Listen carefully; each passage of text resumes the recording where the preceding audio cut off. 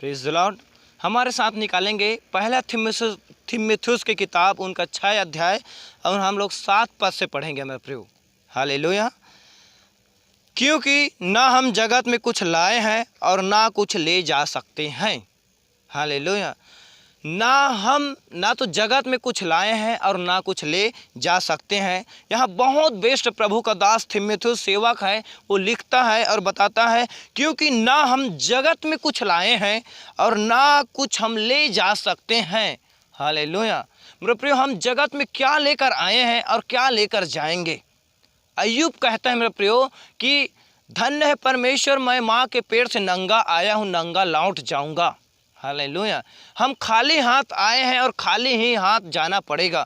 Hallelujah. ये जितना भी धन संपत्ति बिजनेस आज हम इकट्ठा कर रहे हैं तो यही पृथ्वी पर है, लेकिन हमारा एक स्वर्ग अकाउंट और है जो यीशु मसीह के नाम पर खाता चल रहा है। हालेलुया। मेरे प्रियो, इसलिए धन पर भरोसा ना रखे, धन के पीछे ना भागे मेरे प्रियो, यीशु मसीह के पीछे भागना चालू करें मेरे प्रियो। हालेलुया। यदि यीशु मसीह आपके जीवन में रहेगा तो धन मिलेगा, और यदि आप धन के पीछे जाओगे तो अनंत जीवन नहीं मिलेगा। हालेलुया। मैं एक वचनों को आप सीखेंगे मेरे प्रियो आप लोगों के सामने एक धनवान व्यक्ति के बारे में। हालेलुया। आज हमारे साथ निकालेंगे लूका की किताब, उनका 18 अध्याय और 18 पद से।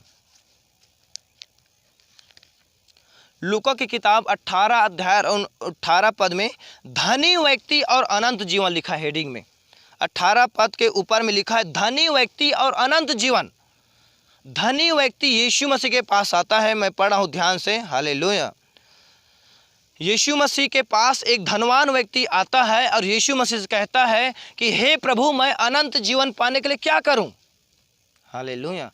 ये धनवान व्यक्ति यीशु मसीह के पास आकर कहता है कि हे प्रभु, मुझे अनंत जीवन पाने के लिए क्या करूं। यीशु ने कहा कि आज्ञाओं को मान।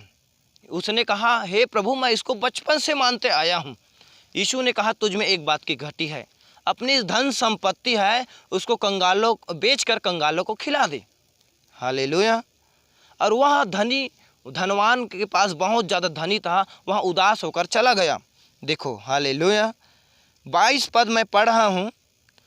यह सुनकर यीशु ने कहा तुझ में अब भी एक बात की घटी है, अपना सब कुछ बेचकर कंगालों को बांट दे और तुझे स्वर्ग में धन मिलेगा, और आकर मेरे पीछे हो ले। वह यह सुनकर बहुत उदास हुआ, क्योंकि वह बहुत बड़ा धनी था। हालेलुया। बोलो प्रभु यीशु मसीह की। आया किस लिए था? अनंत जीवन पाने के लिए। धनवान व्यक्ति अनंत जीवन पाने के लिए आया, और यीशु ने कहा कि अपनी संपत्ति को कंगालों को बेच दे। हालेलुया। क्या अनंत जीवन मिला? नहीं मिला मेरे प्रियो। जिसके पास धन है वो अनंत जीवन नहीं मिलेगा। हालेलुया। यहाँ लिखा है अपनी संपत्ति को बेच दो और स्वर्ग में बहुत बड़ा धन मिलेगा। आज हम यहाँ अपने संपत्ति को जितना भी है प्रभु के लोगों को, प्रभु के दास दासियों को हेल्प करना चालू करें मेरे प्रियो। जो आपकी सेवा करते हैं उनके सपोर्ट करिए।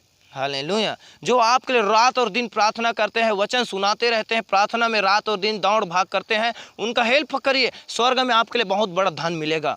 हालेलुया। अनंत जीवन परमेश्वर के पास है, और अनंत जीवन हम धन से नहीं खरीद सकते मेरे प्रियो। हम धन से दान वरदान नहीं खरीद सकते। मेरे साथ एक वचनों को निकालेंगे, प्रेरितों के काम निकाले। हालेलुया। प्रेरितों के काम उनका 8 अध्याय। एक सैमोन जादूगर के बारे में सीखेंगे, जानना चाहते हैं थोड़ा से। प्रेरितों के काम उनका 8 अध्याय, और यहाँ पर हम पढ़ेंगे 20 पद में। एक सैमोन नाम का एक जादूगर व्यक्ति था। एक सैमोन नाम का एक जादूगर व्यक्ति था, और वह बपतिस्मा लेकर पतरस के पास आया। हालेलुया। पतरस के पास आया, और पतरस के पास उसने वरदान को मांगा। हालेलुया। और उसके हाथ रखने से लोग पवित्र आत्मा पाते थे। और सैमोन जादूगर ने कहा कि यह जो कर रहा है उस मुझे भी दो, पैसे लाकर कहा। हालेलुया। बोलो प्रभु यीशु मसीह की जय। धन्यवाद देते हैं। तब उस प्रेरितों का काम 8 अध्याय उनका 17 पद में, तब उन्होंने उस पर हाथ रखे और उन्हें पवित्र आत्मा पाया। तब सैमोन ने देखा कि प्रेरितों के हाथ रखने से पवित्र आत्मा दिया जाता है, तो उनके पास रुपये लाकर कहा यह अधिकार मुझे भी दो कि जिस किसी पर हाथ रखूं वहाँ पवित्र आत्मा पाए। हालेलुया। पतरस के हाथ रखने से पवित्र आत्मा मिलते थे, पवित्र आत्मा का दान वरदान उतरते थे। तो उसने रुपये लाकर, क्या लाकर, पैसा का रुपये लाकर उसके पास कहा कि ये पैसा है और यह अधिकार मुझे भी दो। हालेलुया। पतरस ने क्या जवाब दिया उस शैतान जादूगर से, यहाँ हम पढ़ेंगे। पतरस ने 20 पद में पढ़ा हूँ। पतरस ने उससे कहा, तेरे रुपये तेरे साथ नष्ट हो, क्योंकि तूने परमेश्वर का दान रुपयों से मोल लेने का विचार किया है। इस बात में ना तो तेरा हिस्सा है ना तेरा भाग है, क्योंकि तेरा मन परमेश्वर के आगे सीधा नहीं। हालेलुया। तेरा रुपया और तेरे जो है उस तेरे साथ नष्ट हो जाए। आज हम जो भी दान वरदान, पवित्र आत्मा का दान वरदान है, तो धन से नहीं खरीद सकते। अनंत जीवन हम धन से नहीं पा सकते मेरे प्रियो। धनवान व्यक्ति अनंत जीवन के लिए आए थे लेकिन चला गया। यहाँ दान वरदान खरीदने के लिए पैसा लाया, लेकिन दान वरदान पैसों से नहीं मिलेगा। हालेलुया। दान वरदान अनंत जीवन यदि मिलेगा तो परमेश्वर के अनुग्रह से मिलेगा। हालेलुया। परमेश्वर के नाम से मिलेगा, यीशु मसीह के नाम में। इसलिए हम ना तो कुछ संसार में लाए हैं और ना ले जा सकते हैं। हालेलुया। बोलो प्रभु यीशु मसीह की जय। धन्यवाद देता हूँ मेरे प्रभु। फिर से हम एक वचनों को निकालेंगे। लूका की किताब में हम निकालेंगे। यहाँ पर लिखा है 12 अध्याय। हालेलुया। लूका की किताब 12 अध्याय उनका 13 पद से हम पढ़ेंगे।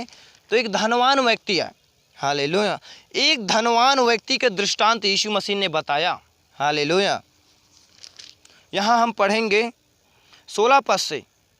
लूका की किताब उनका 12 अध्याय उनका 16 पद में उसने एक दृष्टांत कहा। किसी धनवान की भूमि बड़ी उपज हुई, तब वह अपने मन में विचार करने लगा, मैं क्या करूं, क्योंकि मेरे यहाँ जगह नहीं है कि जहाँ अपनी उपज इत्यादि रखूं। और उसने कहा, मैं यहाँ करूँगा, मैं अपनी बखरियाँ तोड़कर उससे बाड़ी लगाऊंगा और वहाँ अपना सब अन्य संपत्ति रखूँगा और अपने प्राण से कहूँगा कि प्राण तेरे पास बहुत वर्षों के लिए बहुत संपत्ति रखी है, चैन से खा पी और सुख से रह। हालेलुया।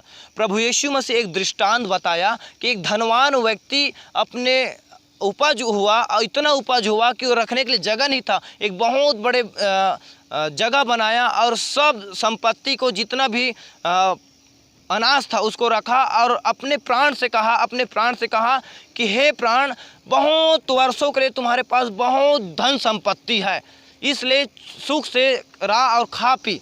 लेकिन ऊपर से आवाज़ आता है और उस धनवान व्यक्ति को क्या नाम दिया देखो। हालेलुया। परंतु परमेश्वर ने उससे कहा, हे मूर्ख, इसी रात तेरा प्राण इसे ले लिया जाएगा। हालेलुया। परंतु परमेश्वर ने उससे कहा, हे मूर्ख, इसी रात तेरा प्राण तुझसे ले लिया जाएगा और तब जो कुछ तूने इकट्ठा किया है वह किसका होगा। ऐसा ही वह मनुष्य भी जो अपने लिए धन बटोरता है परंतु परमेश्वर की दृष्टि में धनी नहीं है। हालेलुया। मेरे प्रियो, परमेश्वर ने कहा उस धनवान व्यक्ति का कौन सा नाम दिया गया देखो। परमेश्वर ने उससे कहा, हे मूर्ख, जिसके पास धन है उसे मूर्ख कहा गया है। धन पर भरोसा रखने की मूर्खता। यहाँ भी धन पर भरोसा रखा और कहा कि हे प्राण, तेरे लिए बहुत वर्षों के लिए बहुत कुछ संपत्ति है, सुख से रहो खा पी। लेकिन ऊपर से आवाज आता है, परमेश्वर कहता है, हे मूर्ख, इसी रात, आज ही रात तेरा प्राण ले लिया जाएगा और जो कुछ तूने इकट्ठा किया हो किसका होगा। हालेलुया। 21 पद, ऐसा ही वह मनुष्य भी है जो अपने लिए धन बटोरता है परंतु परमेश्वर की दृष्टि में धनी नहीं। हालेलुया। मेरे प्रियो, आज हम कितना भी धनवान हो जाए, कितना भी धन इकट्ठा करें, लेकिन परमेश्वर की दृष्टि में हम धनवान नहीं हो सकते। हालेलुया। मेरे प्रियो, परमेश्वर जो भी चाहता है तो आपको चाहता है। बाइबल कहता है, मैं तुम्हारी धन संपत्ति नहीं चाहता, मैं तुम्हें चाहता हूँ। हालेलुया। परमेश्वर का वचन बताता है मेरे प्रियो, पहला दूसरा कुरिन्थियों उनका 12 अध्याय में कि मैं तुम्हारी धन संपत्ति नहीं परंतु मैं तुम्हें चाहता हूँ मेरे प्रियो। हालेलुया। परमेश्वर हमारी धन संपत्ति को नहीं चाहता। यदि आज हमारे पास जो धन मिला है तो अनुग्रह के द्वारा मिला है, इसमें कभी घमंड ना करें और इस धन को प्रभु के लोगों के लिए खर्च करना चालू करें मेरे प्रियो। हालेलुया। और जो हमारे पास है उसी पर संतोष करो। यदि हम लालच करेंगे तो हम विश्वास से भटक जाएंगे। हालेलुया। इसलिए मेरे साथ और निकालेंगे उसी को। पहला थिमिथियुस उनका 6 अध्याय और उनका 7 से लेकर 8 तक हम परमेश्वर पर क्या करेंगे। अब देखो 8 पद, यदि हमारे पास खाने और पहनने को हो तो इसी पर संतोष करना चाहिए। हालेलुया। यदि हमारे पास खाने के लिए और पहनने के लिए कपड़ा है तो इसी पर संतोष करो। आप ज़्यादा कमाई के चक्कर में परमेश्वर को भूल जाओगे, इसलिए परमेश्वर के पीछे चलो, धन आपके पीछे चलेगा। हम धन के पीछे जाएंगे तो परमेश्वर दूर हो जाएगा मेरे प्रियो। हालेलुया। यदि परमेश्वर आपको खाने के लिए और पहनने के लिए दे रहा है तो इसी में संतोष करना सीखे। हालेलुया।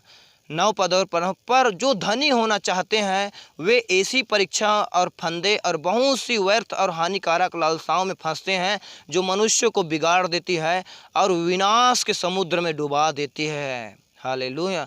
जो धनी होना चाहते हैं वे ऐसी परीक्षा और फंदे और बहुत से व्यर्थ हानिकारक लालसाओं में फंसते हैं जो मनुष्य को बिगाड़ देती हैं और दुख के समुद्र में डुबा देती है। आज हम धन कमाने के पीछे, धन के चक्कर में जाएंगे तो हमारे जीवन में विनाश आएगा। ऐसा विनाश जो हमारे भयंकर बीमारी, भयंकर दुष्ट आत्मा और सब धन किस काम का रहेगा मेरे प्रियो। इसलिए आज ज़्यादा धनी ना हो, लालच ना करे। बाइबल कहता है कि तुम लालच ना करना, लालच करना पाप है मेरे प्रियो। जो कुछ परमेश्वर हमें दे रहा है उसी में संतोष किया करो। हमारे पास खाने के लिए कपड़ा है तो इसी में पहनना चाहो। बाइबल के वचन परमेश्वर प्रार्थना में सिखाया कि हे प्रभु, आज दिन भर की रोटी आज हमें दिया कर। केवल हमें परमेश्वर से प्रार्थना करें कि आज दिन भर की रोटी हमें देंगे मेरे प्रियो। हालेलुया।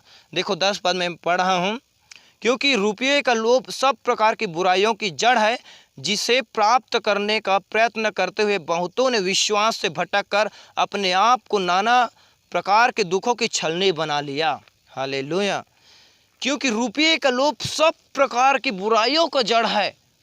लोभ जो है बुराइयों की जड़ है मेरे प्रियो, और कई लोगों ने इसे प्राप्त करने के लिए विश्वास से भटक कर अपने आप को नाना प्रकार के दुखों की छलनी बना डाला।